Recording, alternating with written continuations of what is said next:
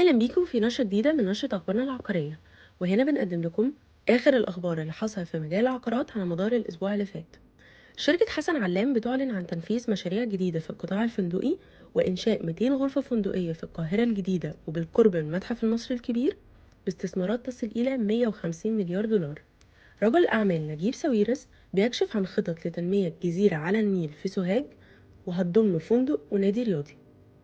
شركة ريدكون بتستهدف زيادة حجم الاستثمارات في الشقق الفندقية وبتستعد للتوسع في العراق وأبو ظبي.